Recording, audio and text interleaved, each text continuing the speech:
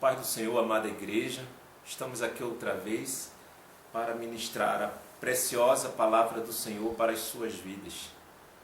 Então, irmãos, antes vamos orar. Deus amado, em nome de Jesus, nós estamos aqui mais uma vez na Tua presença, Deus, para Te glorificar, para Te louvar, Senhor, para Te agradecer por tudo que o Senhor representa em nossas vidas, por tudo que o Senhor é. Deus, muito obrigado por tudo. Nós não somos merecedores, Senhor, mas o Teu amor e as Tuas misericórdias pela Tua igreja são infinitas, ó Deus.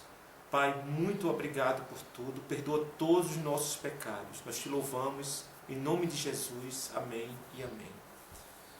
Então nós vamos dar hoje prosseguimento à série de estudos doutrinários que estamos fazendo através do canal que nós mantemos no YouTube, o Palavra que Confronta, assim como também nos nossos sites, o famíliasparacristo.com.br e o site casamentosrestaurados.com.br. E o tema de hoje é um tema que nós já escrevemos muito, já ministramos muito em todo o Brasil, já participamos de seminários de família, ministramos essa palavra, vamos procurar aprofundá-la mais um pouco. É um tema corriqueiro, é um tema comum para as pessoas, para nós e as pessoas do nosso convívio. É o tema recasamento de pessoa divorciada. Será que a Bíblia respalda esse tipo de relacionamento? Será que Deus, o Senhor, que criou o casamento, Ele aprova esse tipo de relação? É isso que nós vamos ver. Vamos levantar alguns questionamentos aqui para que os teus olhos sejam abertos pelo Espírito Santo e o Espírito Santo te convença da verdade, irmão. Então vamos tratar esse assunto não de uma forma emotiva, não levando em consideração questões pessoais, mas sempre olhando para a palavra de Deus. E nós vamos começar vendo, passeando, fazendo algumas leituras de alguns textos que já são bem conhecidos da igreja, pelo menos daqueles que acessam os nossos sites. Então vamos abrir a palavra de Deus no que está escrito lá no livro de Lucas, capítulo 16. Lucas, capítulo 16, versículo 18. É um texto muito conhecido, Lucas 16, capítulo 16, versículo 18. Lucas 16, 18. Palavra do nosso Senhor Jesus Cristo. Esse versículo saiu do coração, do fôlego de vida do nosso Senhor Jesus Cristo. Ele diz assim: qualquer que deixa sua mulher e casa com outra, adultera. E aquele que casa com a repudiada pelo marido, adultera também. Vamos ler mais uma vez o que está escrito aqui no capítulo 16 de Lucas, versículo 18. Qualquer que deixa sua mulher e casa com outra, adultera. E aquele que casa com a repudiada pelo marido, adultera também.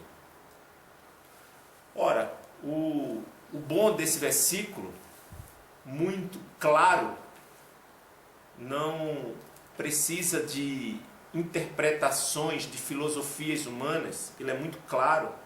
O bom dele é que ele traz de uma forma genérica que essa palavra, embora muitos não obedeçam, essa palavra, ela foi escrita, esse conselho foi dito para todos do mundo, embora muitos não acreditem, muitos não cumpram, muitos não obedeçam, mas todos, indistintamente, serão julgados por essa palavra aqui, no grande dia. Então, Jesus disse que qualquer que deixa a sua mulher, mulher no sentido de esposa, então qualquer marido, independente de nacionalidade, independente de religião, independente de cor, qualquer marido que deixar a sua esposa e casar com outra mulher e se unir sexualmente com outra mulher,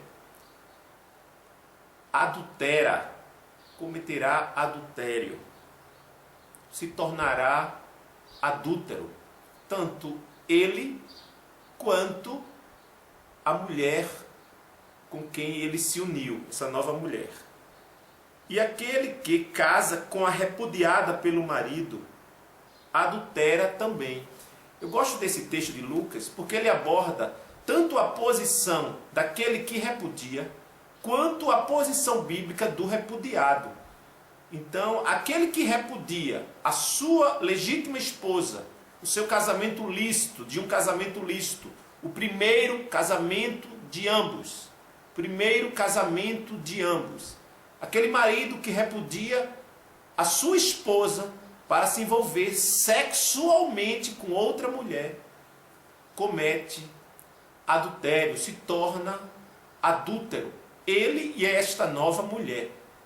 Ela pode ser solteira, ela pode ser viúva, ela pode ser divorciada, não importa, mas pelo simples fato dela se unir a um corpo que não pertence a ela, ela vai se tornar adúltera, juntamente com este homem.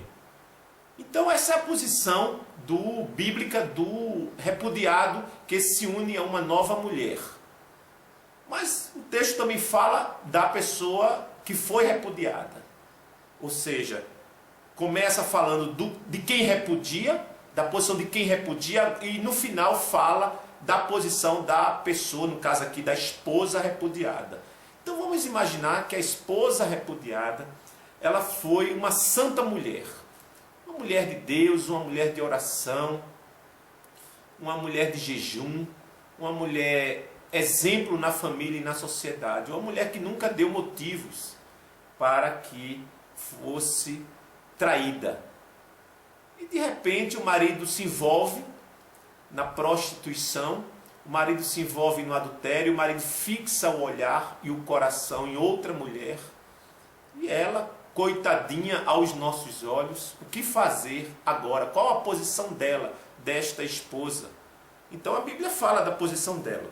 Diz que qualquer outro homem que se unir sexualmente com esta mulher que foi repudiada pelo marido dela, adultera também, vai se tornar adúltero.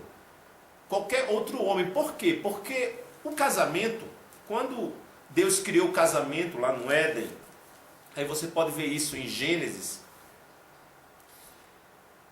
capítulo 2, versículo 24. Vamos dar uma passadinha em Gênesis, capítulo 2, versículo 24. Gênesis, logo no começo ali das Sagradas Escrituras, Gênesis 2, 24. Diz assim a palavra de Deus: portanto deixará o homem o seu pai e a sua mãe, e apegar-se-á a sua mulher, e serão ambos uma só carne.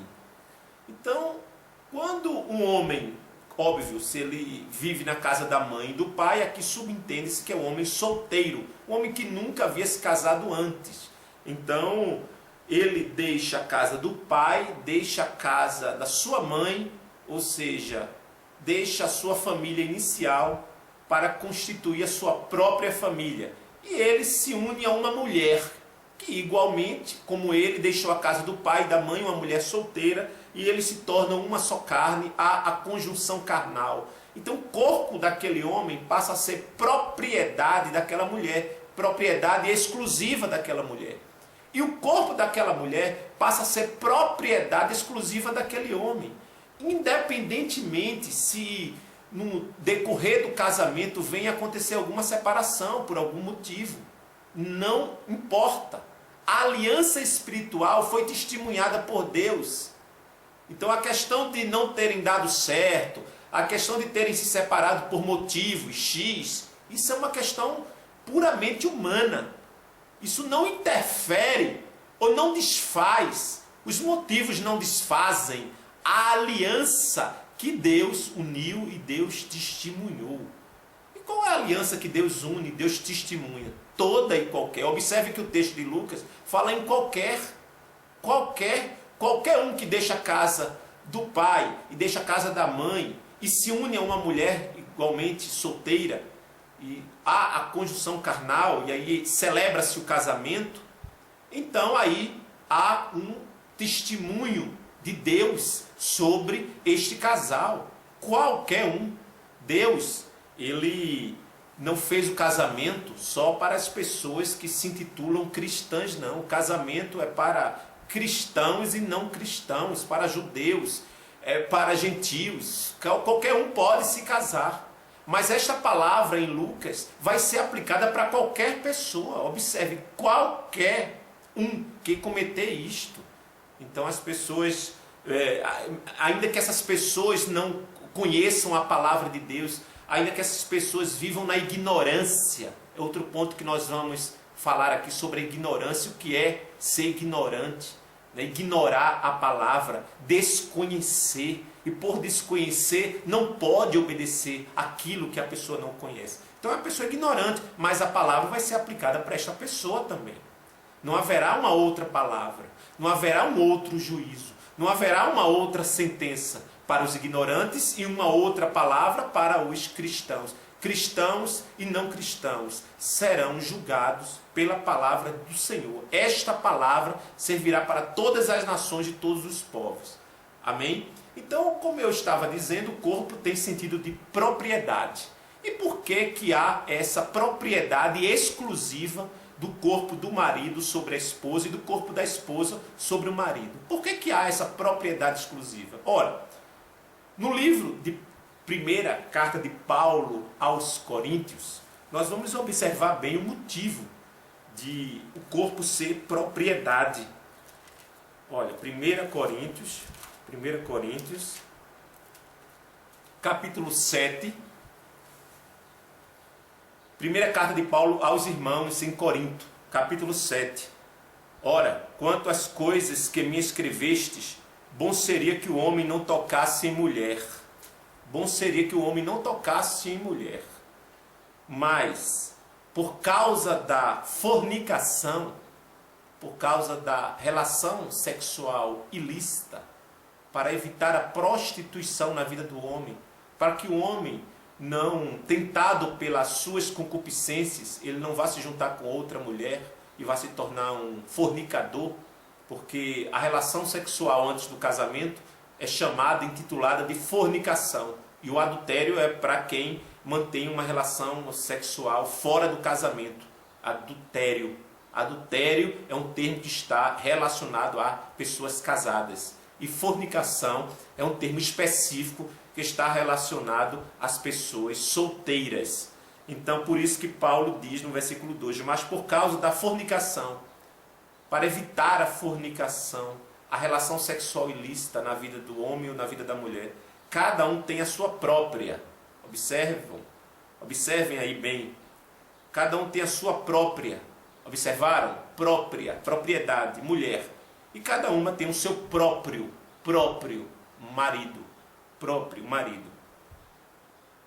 Então, está aqui escrito, para fugir da prostituição. Então, se você ler com cuidado e examinar a santidade que Deus deseja, o nível de santidade que Deus deseja para as pessoas, não só na alma, no espírito, mas também no corpo, que a Bíblia nos exorta a sermos santos, no corpo também. Então, nós formos comparar essa realidade bíblica com a realidade de hoje, do mundo em que nós vivemos, vamos observar que as pessoas, embora vivam nos templos religiosos, embora professem uma fé em nosso Senhor Jesus Cristo, muitas delas estão completamente afastadas da palavra. E estando afastadas da palavra, estão completamente perdidas. Muitas dessas pessoas já estão no segundo e terceiro casamento. Jesus falou que qualquer um que repudiar, ou seja, casamento é uma união que só a morte pode dissolver. Aliança matrimonial, só a morte pode dissolver. Quer dizer, adultério não desfaz aliança matrimonial. Não desfaz. O adultério, no máximo, vai causar uma separação, e nos tempos de hoje causa o divórcio, não é, na vida das pessoas, dos casais. Mas o adultério não vai desfazer.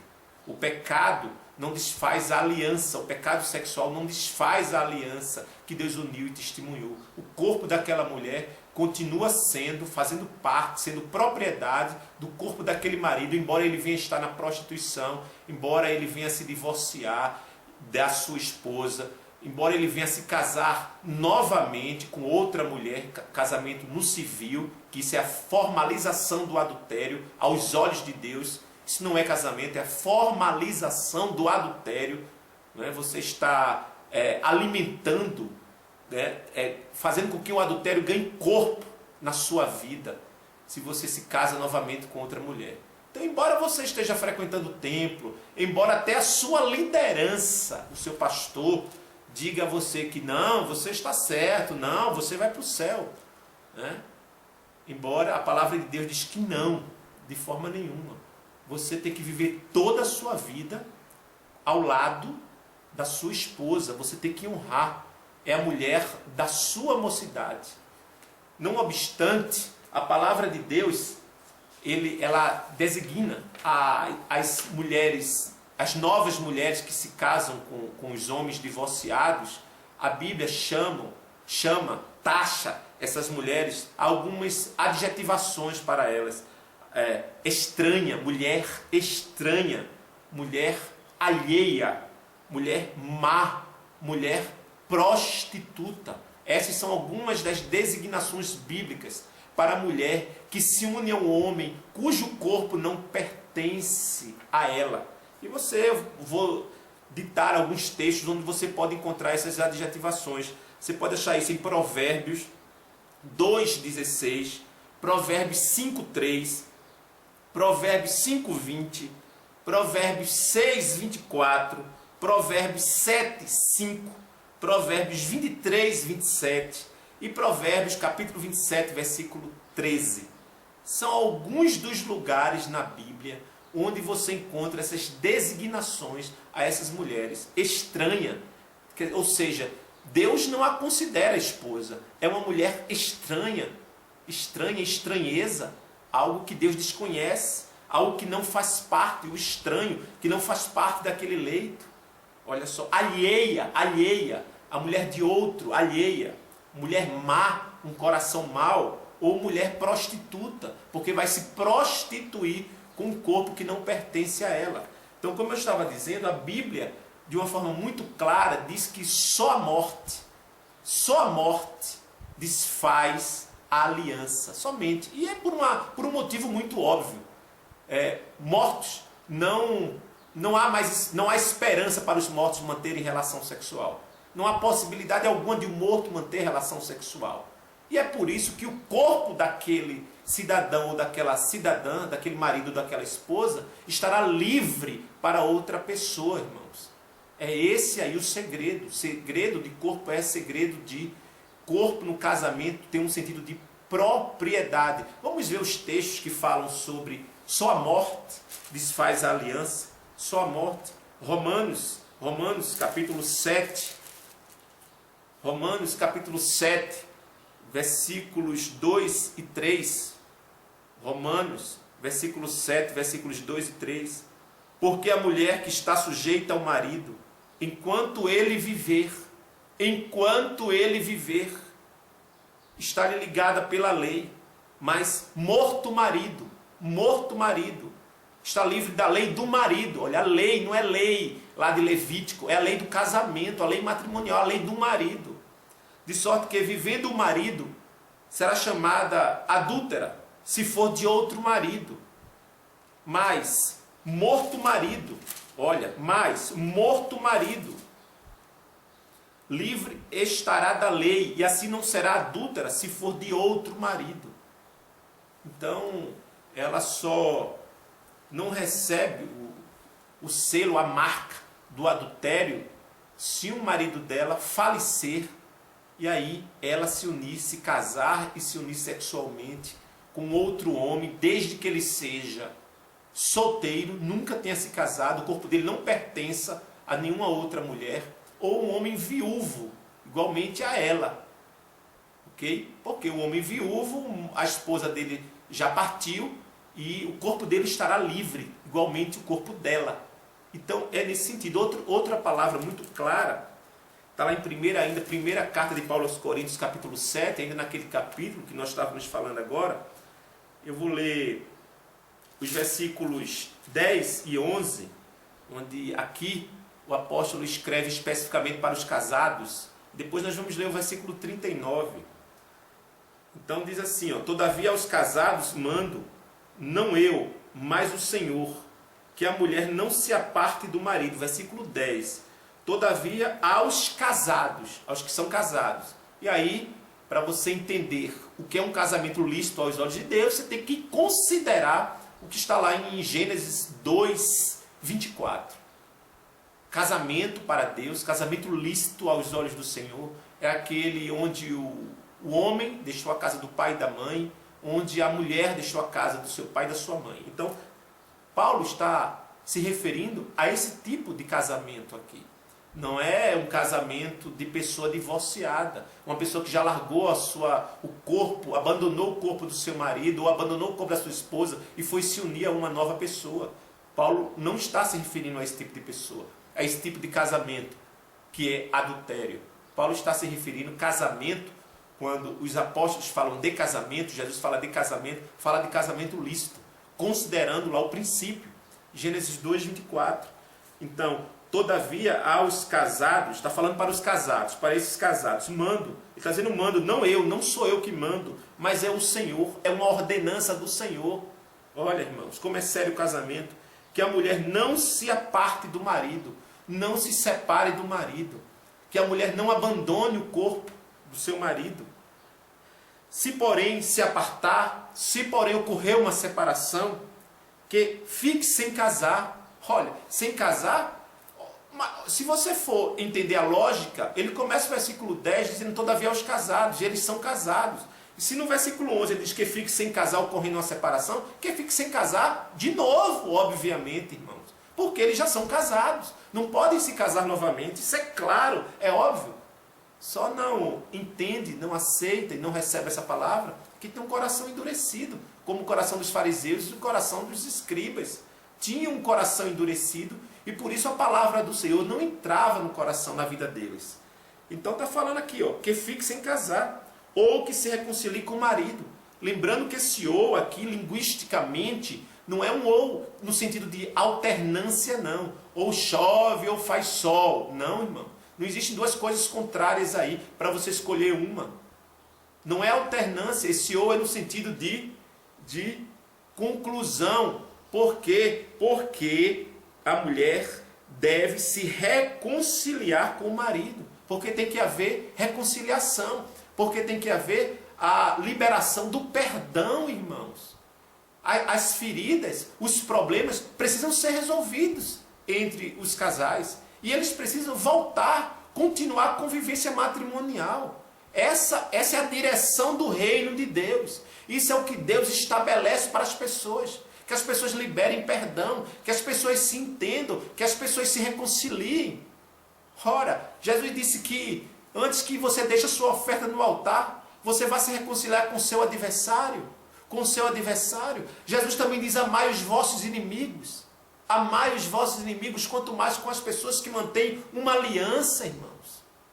Então tem que haver perdão. E perdão, como sempre digo, perdão não é de boca, não é dizer assim, mas eu não tenho ressentimento, eu não tenho mágoa, eu não tenho raiva dele ou dela. Perdão não é isso, irmãos. Não é não sentir raiva, não sentir ressentimento. Perdão é devolver o exato lugar que a pessoa ocupava antes. Então você tem que perdoar. O perdão bíblico é um perdão que resulta na reconciliação, irmãos. Como é que eu posso dizer que não sinto mágoa de uma pessoa, mas não quero voltar para ela? Esse coração não é um coração que está em sintonia com o reino de Deus. Não é um coração que está em sintonia com o nosso Senhor Jesus Cristo. Não é uma pessoa, do coração de uma pessoa que pretende herdar eternamente o reino de Deus. Não é, irmãos. Nós temos que anular aquilo que o maligno criou. E uma das formas é, eu te perdoo, me perdoa, vamos andar juntos novamente, porque nós temos uma aliança. A pessoa que não perdoa o seu cônjuge, ou quem quer que seja, ela não recebe o perdão de Deus. Ela não pode receber o perdão de Deus. Eu vou abrir um parênteses, antes de lermos o versículo 39, vamos ver o que diz lá em Mateus, sobre o perdão. Mateus, capítulo 6, logo após a oração do Pai Nosso. 6, versículos 14 e 15. Mateus 6, é preciso que a igreja medite nesses versículos. Mateus 6, versículos 14 e 15. Porém, se perdoardes aos homens as suas ofensas, se perdoardes, a escolha é sua, perdoar ou não.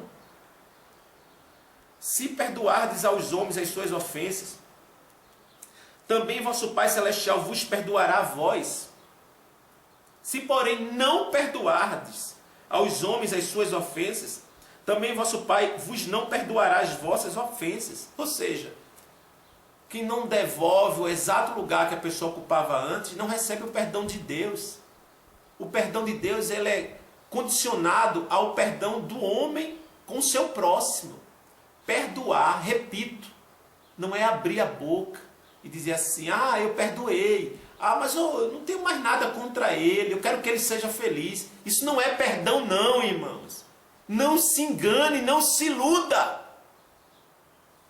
Você precisa ir até a pessoa. Se há possibilidade de restauração, de restituição, restitua, envergonhe o diabo na sua vida. Se você é cristão, se você é cristã, se você quer o reino de Deus, venha a nós o vosso reino. Então eu preciso perdoar. Sem perdão, não há céu, não há reino, não há esperança de salvação sem perdão, irmãos.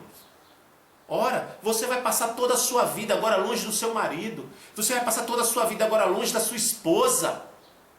Por causa de um coração endurecido. Sem curar, sem desfazer cicatrizes amargas. Que ficaram lá atrás. Tristeza, sombra de maldição. Que ficaram sobre a sua família verdadeira. Que é o seu primeiro casamento.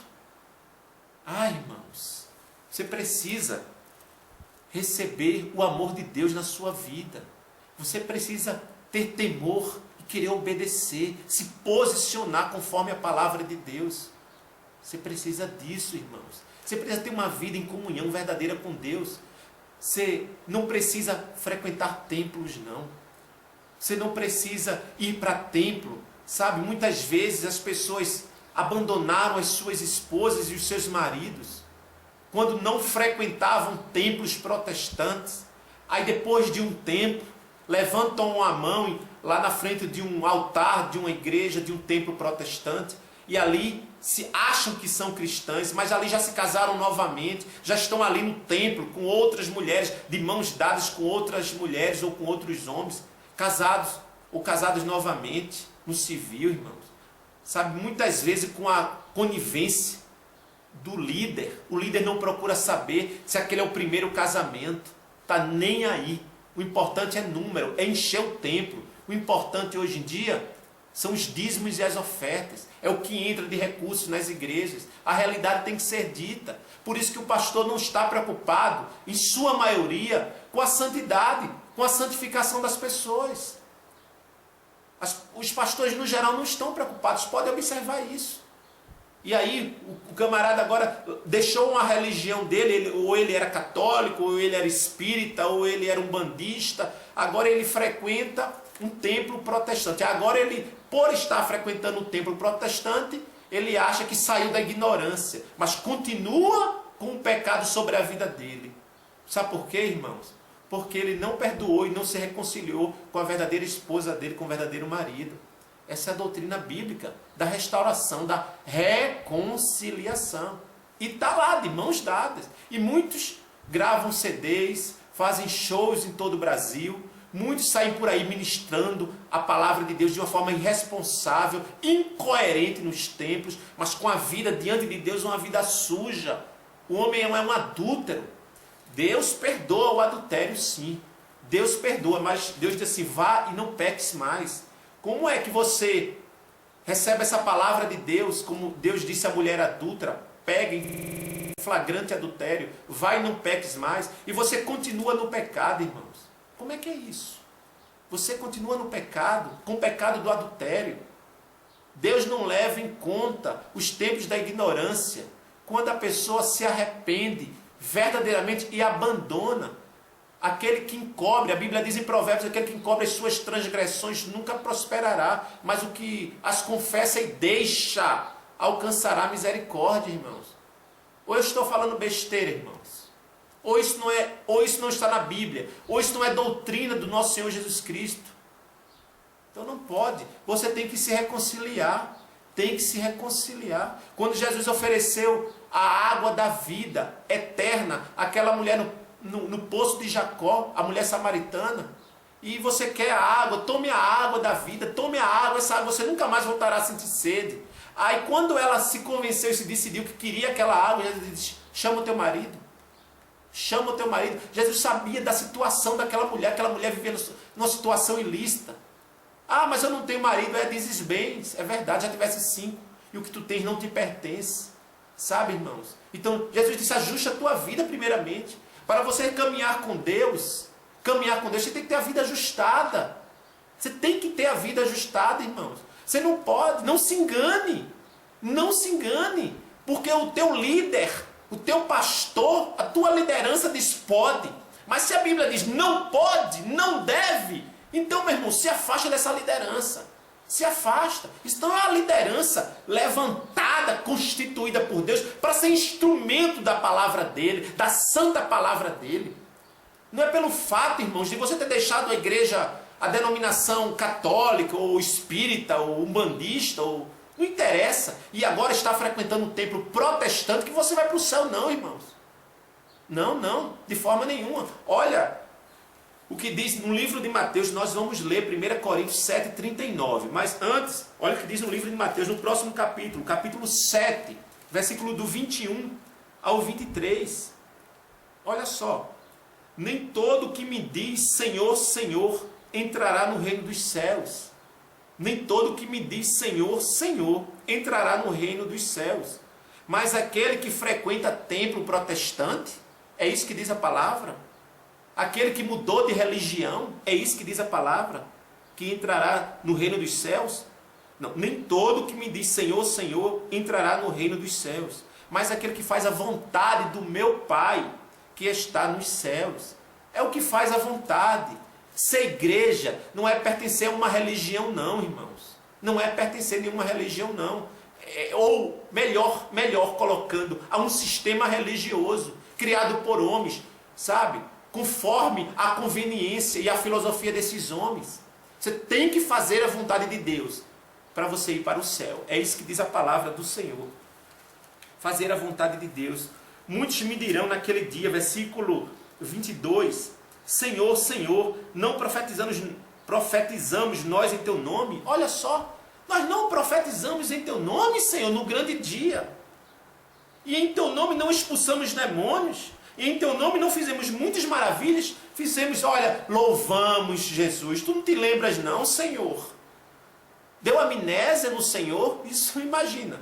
Deu amnésia? Eu gravei vários CDs, eu era pastor presidente de tal denominação. Eu fazia espetáculo no mundo, nos templos, eu era convidado. Ah, em teu nome, eu expulsei muitos demônios. Olha a resposta de Jesus para essas pessoas. Versículo 23, então lhes direi abertamente, nunca vos conheci, apartai-vos de mim, vós que praticais a iniquidade. Sabe o que é adultério? É iniquidade. Sabe o que é iniquidade? Pecado, irmãos. Que praticais, que vivem na prática. Essas pessoas que vivem no adultério continuado. Porque o homem pode até vir a adulterar, cair, chora o cristão, se arrepende aos olhos do Senhor. E e o Senhor o perdoa, ele abandona o adultério. Mas aquele que se casa novamente fica aprisionado, fica preso a um corpo que não pertence a ele. Isso é imundícia, isso é prostituição. A lei do divórcio não desfaz a aliança espiritual, matrimonial, que o Senhor uniu e testemunhou, não. Aliás, no Brasil, a lei do divórcio é muito recente, é do dia 26 de dezembro de 77, um projeto de lei do senador Nelson Carneiro. Esse projeto de lei até ser aprovado em 77, passaram décadas e décadas, um confronto incrível. Leia os jornais da época, entre os religiosos, entre a Igreja Católica e protestantes de um lado, contra o divórcio. Os religiosos contra o divórcio. E os mundanos lutando a favor do divórcio. Os movimentos feministas que começaram a surgir no final dos anos 70. Então, o divórcio não veio como uma evolução social, veio como um atraso, veio como algo que vai respaldar e amparar, vai legalizar a destruição das famílias, vai compactuar, vai dar margem a que uma pessoa se case novamente no civil. Isso aos olhos de Deus é um absurdo. Isso é um absurdo, isso é sujeira, irmãos. Então vamos voltar lá em 1 Coríntios, capítulo 7, primeira carta de Paulo aos Coríntios. Lá nós estávamos em 1 Coríntios, capítulo 7, aqui. Agora no versículo 39, diz: a mulher casada está ligada pela lei todo o tempo que seu marido vive. Mas se falecer o seu marido, fica livre para casar com quem quiser, contanto que seja no Senhor. Observem bem. E você sabia que a essência do coração, do pensamento de Deus, nesse tempo aqui, já não era mais para as pessoas, que as pessoas se casassem novamente, embora ficassem viúvas? Olha assim, olha o versículo 40. Então, vamos ler novamente o versículo 39 e depois vamos unir ao versículo 40. A mulher casada em primeiro casamento, aquela que deixou casa de pai e de mãe, está ligada pela lei todo o tempo que o seu marido vive, todo o tempo que o marido viver. Ou seja, a pergunta não é, já saiu divórcio? A questão não é, ele já se casou novamente ou ela se casou novamente com outro homem?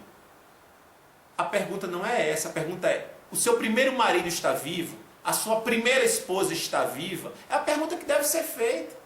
Ah, sim, mas ele já se casou, não interessa. O corpo dele continua pertencendo a você. Continua, ele está na prática do adultério. Mas se você que é cristão ou cristã se posicionar conforme a palavra de Deus, dobrar os joelhos e esperar com paciência pela resposta de Deus, não se precipitar, porque a precipitação leva à morte, a precipitação é algo carnal, você tem que esperar com paciência pelo tempo de Deus e não se unir sexualmente a outra pessoa. Aí você espera pela resposta de Deus, ou a restauração, a libertação, ou a morte da aliança, a morte de um cônjuge para que o outro fique livre para se casar. É isso, mas as pessoas são muito precipitadas, agem carnalmente, e as pessoas que se dizem cristãs, pasmem, as que se dizem cristãs, que querem fazer a vontade de Deus, deveriam esperar, mas não, elas estão se precipitando, estão em caminhos de morte. Então, a mulher casada está ligada pela lei todo o tempo que seu marido vive, mas se falecer o seu marido, fica livre para casar com quem quiser, ela fica livre para se casar com quem quiser, contanto que seja no Senhor, contanto que seja com a pessoa cristã. Essa é a orientação.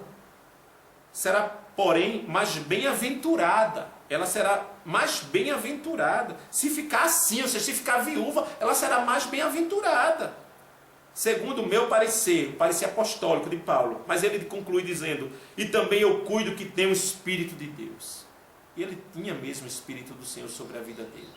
Há pessoas, irmãos, que estão em segundo casamento e chegaram já nos templos protestantes, que o protestantismo, catolicismo, nada tem a ver com o reino de Deus. Nada tem a ver com o reino de Deus. O reino de Deus está estabelecido, deve ser estabelecido dentro de nós. Nós devemos ser templo e morada do Espírito Santo. A igreja de Cristo só leva o nome do nosso Senhor Jesus Cristo. Não é paredes, não são paredes, irmãos, erguidos ou erguidas por mãos de homens. Não são paredes. Aí as pessoas dizem assim, mas pastor, eu me casei novamente porque eu vivia na ignorância.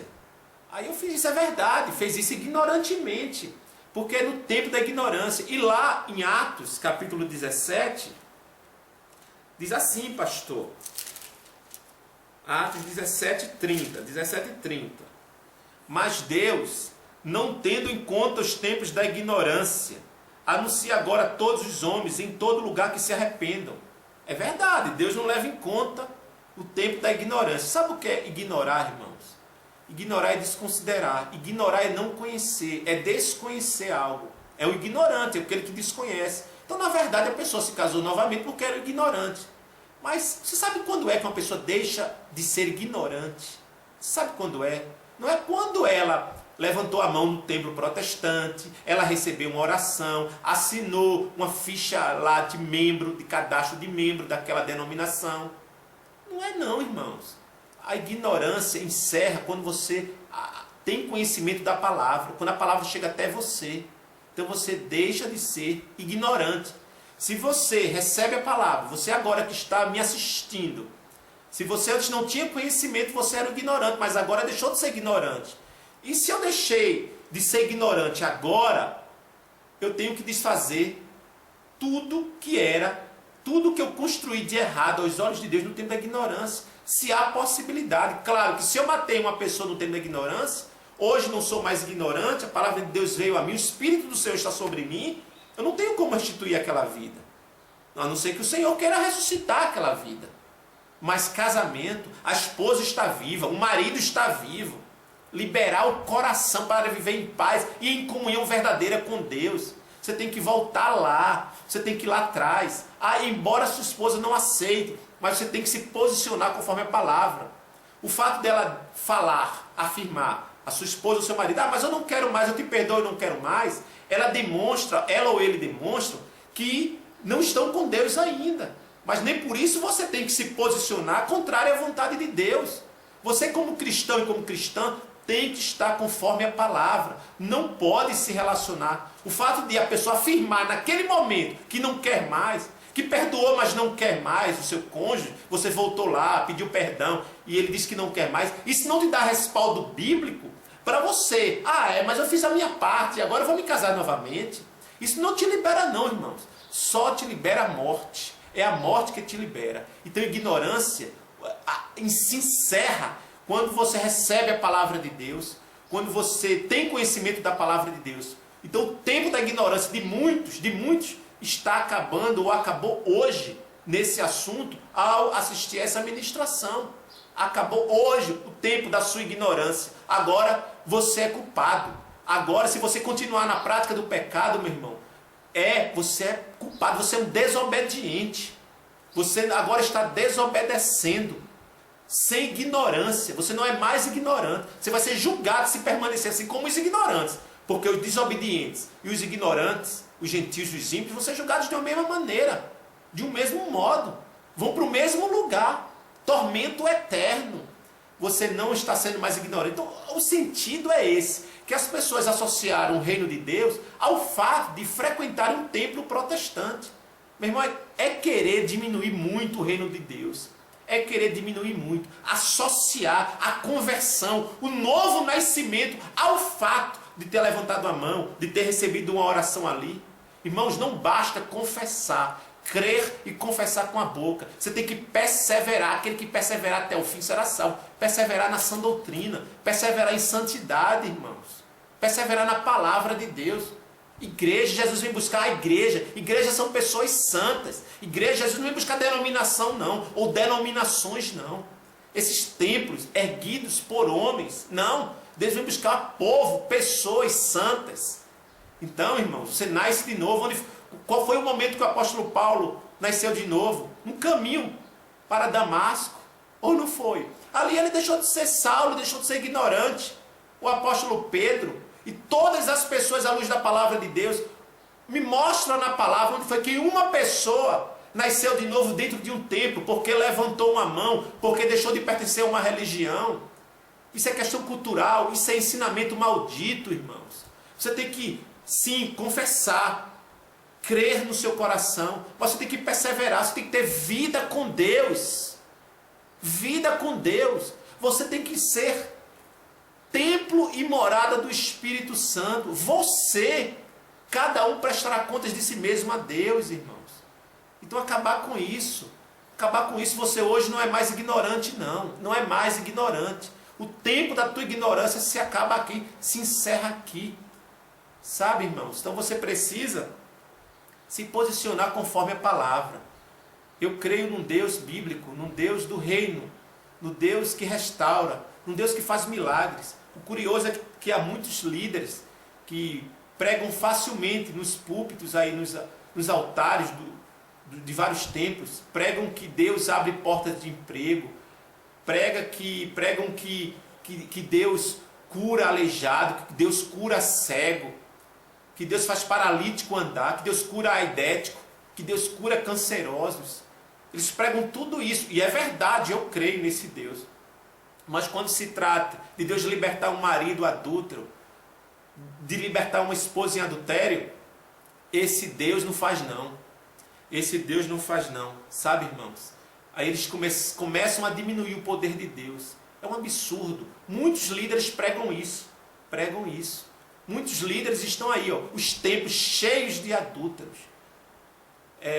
Comumente, não é? Se costumou taxar a denominação católica romana como uma denominação idólatra, de santos, de imagens, de escultura, que Deus abomina os idólatras. É verdade.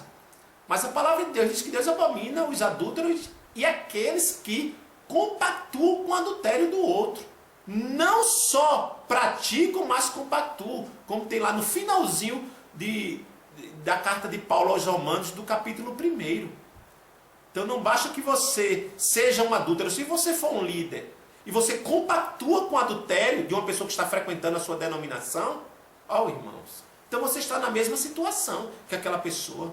Está na mesma situação. Você tem que se posicionar, independentemente se for um alto dizimista, se for uma pessoa que tem um dízimo grande, um dízimo de 10 mil, 50 mil, 100 mil reais. Não interessa, irmãos. O teu coração não é avarento, não. Tu estás fazendo a obra de Deus, não é por causa de dinheiro, não.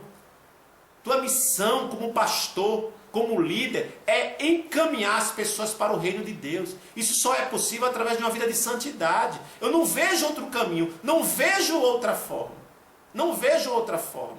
Então os templos protestantes estão cheios de pessoas em adultério. Pessoas que, repito, alegam o seguinte: não, mas eu fiz no tempo da ignorância. Sim, mas agora você não está mais na ignorância. E aí, a partir de agora, como é que vai ser? Ah, pastor, mas eu vou abandonar essa minha família? Família não, irmão. Isso não é família. Isso é ajuntamento de adúltero, irmão. A tua família está lá atrás, que tu deixaste no tempo da ignorância. Ou não. Reconcilia-te. Libera o teu coração. Libera. E tu verás os milagres de Deus na tua vida. Para com isso. Para de viver de uma vida de hipocrisia religiosa. Frequentar templos, chegar a hora do culto, se arrumar toda ou todo, colocar o melhor perfume, a Bíblia debaixo do braço, sabe? E chega lá, senta lá na cadeira lá, assiste ao culto, depois volta para casa e não tem comunhão, não obedece, não tem vida com Deus, não tem intimidade. Isso é uma vida religiosa, é uma vida hipócrita. Os fariseus viviam nas sinagogas e eram assim. Quantos líderes, príncipes de sinagoga Jesus exortou? Quantos? Muitos. Se lembram de Nicodemos, irmão? E o de jovem rico? O jovem rico guardava todos os mandamentos, era um judeu, frequentador da sinagoga, mas era um avarento. Olha o que Paulo diz. Paulo diz em 1 Coríntios capítulo 6, primeira carta de Paulo aos Coríntios capítulo 6, a partir do versículo 9. Não sabeis que os injustos não hão de herdar o reino de Deus? Não erreis, nem os devassos, nem os idólatras, nem os adúlteros, nem os efeminados, nem os sodomitas, nem os ladrões, nem os avarentos, nem os bêbados, nem os maldizentes, nem os roubadores herdarão o reino de Deus. E é o que alguns de vocês têm sido. Primeira carta de Paulo aos Coríntios, versículos 9 e uma parte do versículo 11. Não erreis, adúlteros não herdarão o reino de Deus. Adúlteros não herdarão, não herdarão. Embora teu pastor diga que você está certo e não está, eu digo a você, eu tenho coragem. Independentemente, irmãos, se você vier até mim, você pode ter um dízimo digo isso com toda a sinceridade do meu coração, de R$1 milhão. Olha, pastor Fernando, meu dízimo é R$1 milhão. Meu irmão, não estou neste mundo para ficar rico, materialmente. Eu não estou preocupado com o teu dízimo. Não estou preocupado. A verdade é esta. A verdade é esta, irmãos. Comigo só fica quem quer obedecer a palavra de Deus. Eu tenho uma igreja pequenina em Brasília, glória a Deus, mas uma igreja que eu tenho ensinado o padrão do reino para a vida dessas pessoas. Não tenho pregado, louvado seja Deus, o evangelho de oba-oba não, irmãos. O evangelho para atrair números, pessoas, encher templos, de forma nenhuma. Tenho pregado o evangelho do reino, o caminho estreito, o evangelho da renúncia, renunciar à carne. É esse evangelho que eu tenho pregado, o evangelho da santidade. É isso, sabe por quê? Porque eu não estou brincando de ser crente, eu quero ir para o céu. E assim desejo que todas as pessoas que estejam comigo também tenham esse desejo de irem para o céu, sejam santas, sabe? Sejam taxadas de loucas pelo mundo, porque o mundo taxa pessoas que esperam, que dobram os joelhos e oram, de loucas, de alienadas, de ortodoxas. Eu mesmo já fui chamado várias vezes. Esse pastor é muito rigoroso, esse pastor é muito radical. Sim, sou radical, porque a palavra é radical, porque o meu Deus é radical, porque o nosso Senhor Jesus Cristo é radical. Deus enviou o único filho que ele tinha, um único filho, para morrer na cruz. Quer radicalismo maior do que esse? Eu sou radical e quero ser até a morte. Não estou aqui para agradar A ou B. Não estou aqui. Mas estou aqui para orar e falar a verdade. E orar para que você se arrependa, irmãos. Que você deixe o corpo que não te pertence. Segundo casamento não provém. Segundo casamento de divorciados, de pessoas divorciadas. Não provém do Senhor. E para encerrar, quero dizer a vocês que lá em Mateus capítulo 19... Mateus 19, versículo 9, Mateus 19, 9, muitos líderes encontram nesse texto, e não só nesse, como Mateus 5,32, que é o mesmo texto, Mateus 5,32 e Mateus 19, 9, inventam, enxergam uma concessão, uma permissão de Deus, ou enfim, uma cláusula, uma exceção para que a pessoa, um divorciado se case novamente. Eu vos digo, porém, que qualquer que repudiar sua mulher, não sendo por causa de... Aí é que está o problema. Não sendo por causa de... Eu utilizo a Bíblia na versão fiel ao texto original, que é da Sociedade Bíblica Trinitariana. Por que que eu uso só da Trinitariana? Sociedade Bíblica Trinitariana, essa tradução. Porque essa tradução, pelo que eu observo, é uma tradução que é fiel ao texto, aos autógrafos originais, aos textos originais. Então, as outras, cada qual adaptou, traduziu do seu modo.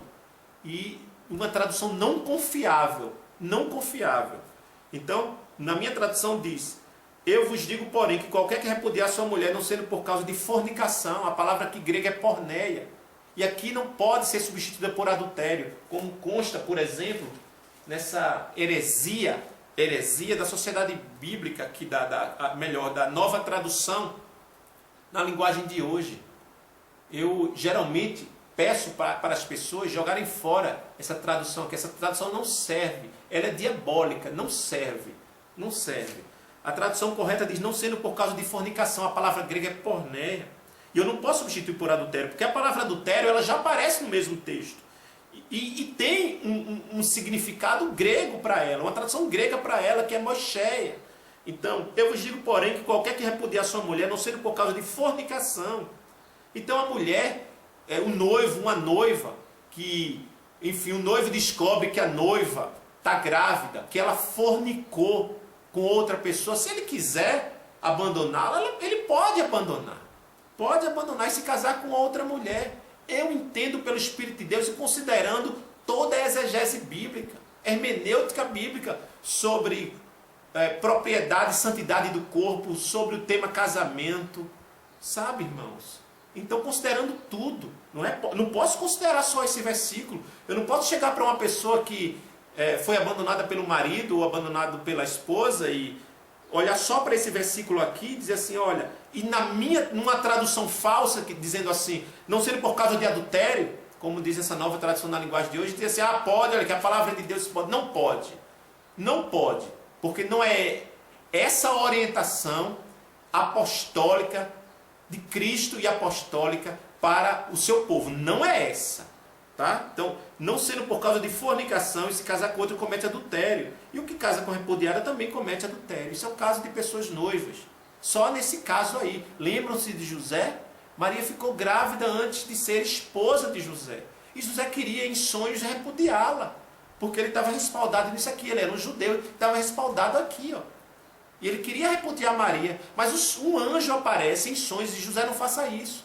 O que está nela vem do Espírito Santo. A gravidez dela é pelo Espírito Santo. Ela não deitou-se como nenhum José.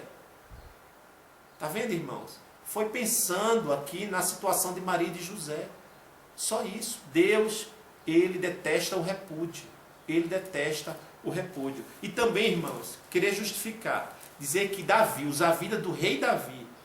Sabe? A prostituição, o tempo de prostituição que Davi viveu. O tempo de adultério, de sujeira. E dizer, mas Davi era um homem segundo o coração de Deus. Ele passou a ter um coração segundo o coração de Deus a partir do Salmo 51. Veja o Salmo 51, se espelhar nos maus exemplos bíblicos. Porque a Bíblia está recheada de bons e maus exemplos. Glória a Deus por isso. Aí o camarada se baseia em Davi, na história suja, no tempo, nos momentos sujos, biográficos da história de Davi, para respaldar o pecado, o seu pecado. Mas Davi teve várias mulheres. Teve, irmãos.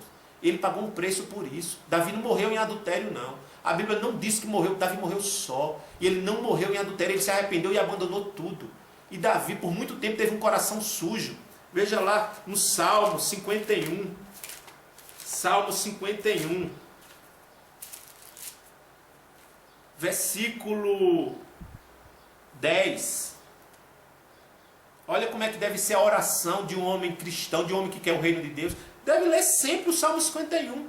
Confessar, abrir, vomitar, colocar a verdade diante de Deus. E ele diz, cria em mim, ó Deus, um coração puro. Cria em mim um coração puro. A pessoa só pede um coração a Deus puro se a pessoa tem um coração impuro, sujo. Quem tem um coração puro não vai pedir um coração puro, irmãos. Então cria em mim, ó, criar, gerar um novo coração. Porque esse coração meu é sujo demais. Cria em mim, ó Deus, um coração puro e renova em mim o espírito reto. Não me lances fora da tua presença e não retires de mim o teu Espírito Santo. Olha só. E a partir daqui, esse Salmo 51 foi o divisor de águas na vida de Davi, irmãos. Para finalizar, vocês estão observando que eu estou com a camisa aqui, né, que na frente tem escrita a frase, nunca desista do seu cônjuge. Nunca desista do seu cônjuge. Atrás, aqui, está escrito o seguinte.